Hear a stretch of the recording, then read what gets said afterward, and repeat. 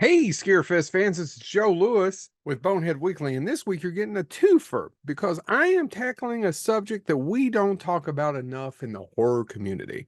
Well, let me adjust my cam. And that are movies and shows that pretend they're horror films or shows, but they're not. They're lying to us, trying to get our money. The two that I want to talk about this week are things that one of them I really enjoyed. It's not really a horror film, and it's not really a horror show. And the other one kind of sells itself as a horror film. Even when you go through, it's listed in horror, but it's not really a horror film.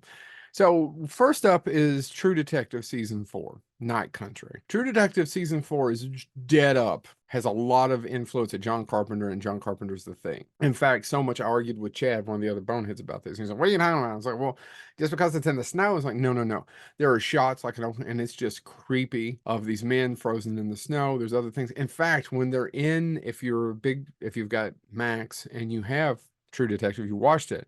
When they're in where the men are who disappear, you can see on the shelf The Thing, and then it cuts back to The Thing again as the DVD, and they have to move it just so you know, yeah, we've seen the movie. We're trying to get it.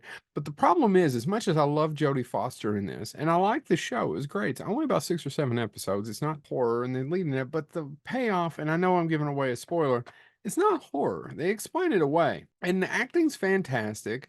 The writing's really good. It's just the conclusion kind of like, oh man, he could have done something with it. No, True Detective season 1 kind of has a supernatural element to it as well.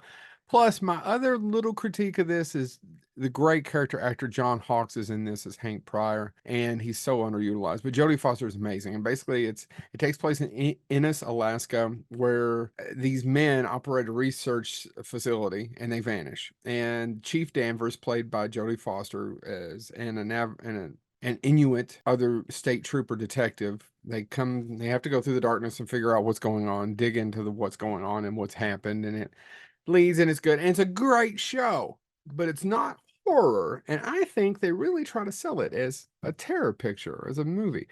The other one is last year's Men, and Men is written and directed by Alex Garland. Alex Garland gave us 28 Days Later. He wrote the screenplay for that. 28 Weeks Later, he did a couple movies I love. Annihilation. When he hits, it hits, and when he doesn't, it's still interesting. He has the #1 movie out in America right now, Civil War. Men is about a lady who goes to a cottage because her husband has committed suicide because they were going to break up, and this man keeps showing up in it's the same actor playing different roles, and the acting's fantastic, and it's sold as a horror film, but it's not. It's very much a movie about, and I'm not knocking it, I get it, I don't know that I'm the audience, but it's very much about men and toxic masculinity and different toxic man traits, which are all true. In each one of the men roles that is played by the same man represents one of those stereotypical toxic male traits. They all exist, I know that, but it's not a horror film. Now, the last 20 minutes of Men is bug fuck crazy. I'm sorry about the F word, but it's just crazy.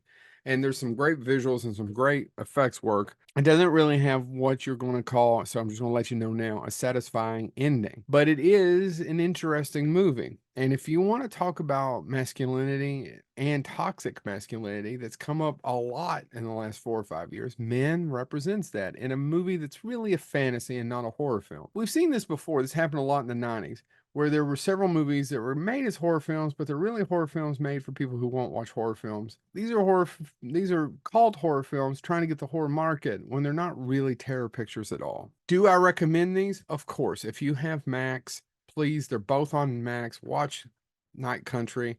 It's definitely the second best, right behind the first season of True Detective. It's written and directed by a lady named Isa Lopez, who's a Mexican director. If I wasn't familiar with her work, I'd like to go back and watch it. It's very talented. It's just not horror. It's sold as horror, but it's not.